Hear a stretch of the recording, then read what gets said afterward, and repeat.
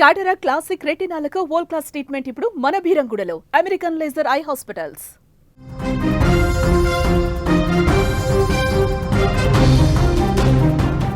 కరూరులో ఎటు చూసినా కన్నీటి ధారలే కనిపిస్తున్నాయి. 39 మంది మృతితో విషాదంగా మారిన ప్రాంతమంతా కూడా ఊపిరి సలపక గుండెలాగిపోయాయి.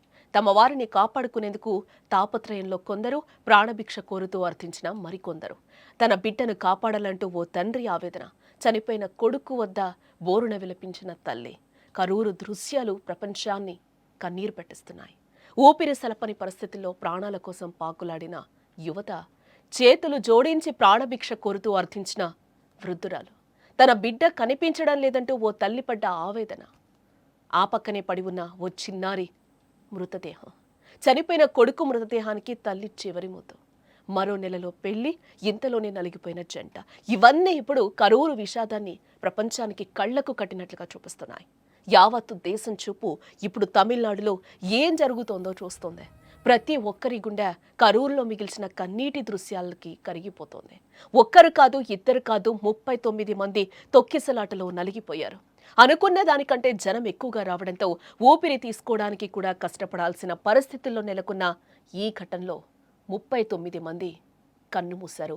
అభంశుభం తెలియని వ్యక్తులు. చాలా మంది తొక్కిసలాట్లో నలిగిపోయారు. మరికొందరికి ఊపిరాడక విలవిలలాడిపోయారు. కాపాడండి మహాప్రభో అంటూ వేడుకున్నారు. మరికొంతమంది తమ బంధువులు ఎక్కడున్నారో అంటూ వెతుక్కుంటూ అక్కడే కూర్చున్నారు.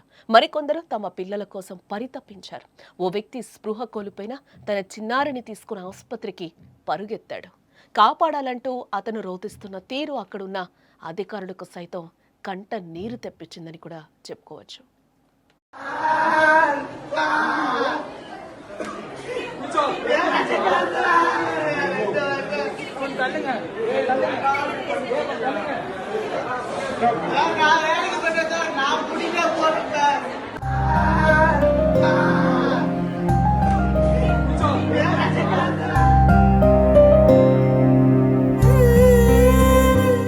చూసాం కదా కరూరులో సిచ్యువేషన్ ఏ విధంగా ఉందో. ఆ బిడ్డను 2 చేతులతో ఎత్తుకొని కూడా ఆ తండ్రి సార్ సార్ అనుకుంటూ కూడా బతికించమని ఆ బిడ్డని చేతిలో పట్టుకొని కూడా అభ్యర్థిస్తున్నాడు.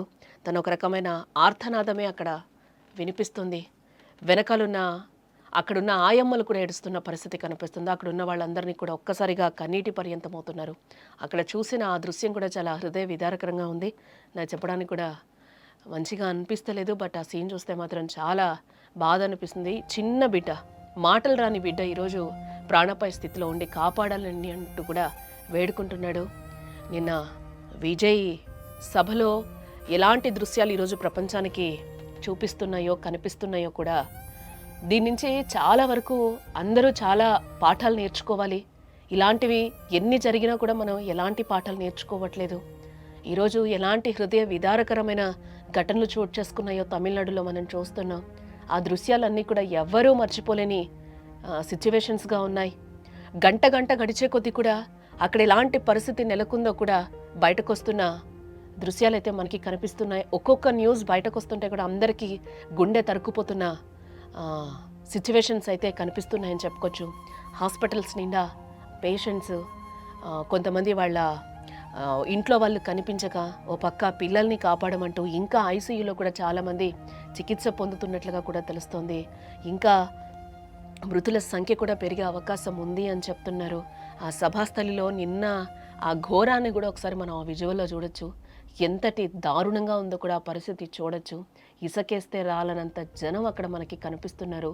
ఆ డ్రోన్ విజువల్స్ అంత హైలో నుంచి చూస్తుంటే అక్కడ జనాలకి ఊపిరాడే పరిస్థితి కనిపిస్తుందా?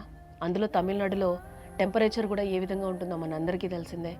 ఇలాంటి సిచ్యువేషన్లో అక్కడ నెలకొన్న ఈ దృశ్యాలన్నీ కూడా ప్రపంచానికి ఒక గుణపాఠంగానే చూడాలి. ఎందుకంటే తరచుగా ఇలాంటివి సభలు జరిగిన, విజయోత్సవ ర్యాలీలు జరిగిన, వాళ్ళ అభిమాన హీరోలు వస్తున్నా, అభిమాన హీరోల సినిమాలు చూస్తున్నా, ఫస్ట్ డే సినిమాలకు వెళ్ళిన తర్వాత కూడా ఎలాంటి సంఘటనలు జరుగుతున్నాయో కూడా మనం చూస్తూ ఉన్నాం. వాటన్నిటికీ కూడా ప్రాణం ఖరీదుగా మారిందని కూడా మనం ఇక్కడ చెప్పుకోక తప్పదు. ప్రాణాలు కోల్పోతున్నాం. ఆనందంగా వెళ్ళి అభిమాన హీరో చూద్దాం అనుకుంటున్నాం, అభిమాన క్రికెటర్ని చూద్దామని అనుకుంటున్నాం, అలాగే అభిమాన హీరోని చూద్దామని అనుకుంటున్నాం. ఆ విజయోత్సవ సభలో మనం కూడా పాలు పంచుకుందామని అనుకుంటున్నాం. ఏంటి లాభం? తర్వాతకి ప్రాణాలు పోతున్నాయి, ప్రాణాలని పణంగా పెడుతున్నాం. దీని నుంచి ఇప్పటివరకు మనం ఏం నేర్చుకోవట్లేదా? నేర్చుకోవాలి ఖచ్చితంగా. ఏం చేస్తున్నాం? ఇప్పుడు మనకి డిజిటల్ మీడియా పెరిగిన తర్వాత కూడా అన్నీ మనం అరచేతిలో స్వర్గాన్ని చూస్తున్నాం, చేతిలో ఫోన్లో చూస్తున్నాం. ఎంతో టెక్నాలజీ కూడా మనకు అభివృద్ధి చెందింది. అక్కడ లైవ్లో ఉండి ఆ దగ్గర ఉండి చూస్తేనేనా? ఈరోజు వీటికన్నిటికీ సమాధానం ఎవరు చెప్తారో మన దగ్గరే ఉంది సమాధానం కూడా. మనం వెళ్ళి మన చావును మనం కొని తెచ్చుకున్నట్టే ఉంది. ఖచ్చితంగా దీని నుంచి మనం చాలా నేర్చుకోవాలి. అయితే తొక్కిసలాట విషయం తెలుసుకొని ఘటనా స్థలానికి చేరుకున్న విద్యాశాఖ మంత్రి అన్బిల్ మహేష్ అక్కడ బాధితుల ఆర్తనాదాలను చూసి ఒక్కసారిగా కూడా చలించిపోయారు. ఆయనకు కూడా అక్కడున్న హృదయ విదారకర పరిస్థితులను చూసి ఆయన కూడా చిన్న పిల్లలాగా బోరున విలపిస్తున్నారు. ఎందుకంటే చిన్న బిడ్డల్ని కూడా ఎత్తుకొని వస్తున్నారు అక్కడ హాస్పిటల్స్కి. నా బిడ్డని కాపాడండి అంటూ కూడా ఇందాక మనం ఒక వీడియో చూసాం. చాలా దారుణంగా ఉంది హాస్పిటల్లో పరిస్థితి. సార్ సార్ సార్ అనుకుంటూ కూడా ఆ బిడ్డని చేతుల్లో మోసుకుంటూ వచ్చాడు. ఈ నేపథ్యంలో అక్కడ మంత్రులు కూడా కన్నీటి పర్యంతం అవుతున్న దృశ్యాలైతే మనకు కనిపిస్తున్నాయి. ఎందుకంటే ఇక్కడ చెప్తుంటే మాకు కూడా పరిస్థితి బాగుంటుంది. కొన్ని వీడియోస్ మేము కూడా చూపించలేం కాబట్టి ఇక్కడి నుంచి మేము చూసిన తర్వాత కూడా అవి చెప్పడానికి కూడా రావట్లేదు. అంతా అక్కడ హృదయ విదారకంగా ఉంది పరిస్థితి. ఇంకా వాళ్ళకి అందరికీ హాస్పిటల్స్లో ట్రీట్మెంట్ అందిస్తూనే ఉన్నారు. కొంతమందికి ఐసీయూలో కూడా ట్రీట్మెంట్ ఇస్తూ ఉన్నారు. వార్డుల్లో కూడా 400 మందికి పైగా ఉన్నట్లుగా కూడా తెలుస్తోంది. ఇంకా ఎలాంటి వార్తలు వినాల్సి వస్తుందో చూడాల్సి వస్తుందో కూడా చాలా భయంకరంగా ఉంది. ఎందుకంటే నిన్న అంత ఘోరమైన సిచ్యువేషన్స్ ఇప్పటికి కూడా కొనసాగుతూనే ఉన్నాయి. కండిషన్స్ పాటించండి అని చెప్తే విన్నారా అంటూ కూడా ఆ మంత్రి ఏ విధంగా విలపిస్తున్నారో ఒకసారి చూడండి మీరు కూడా.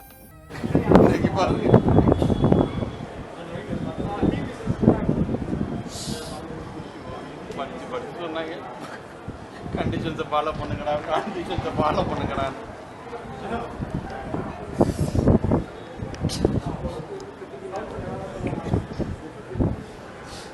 पदार्थ निन्ना से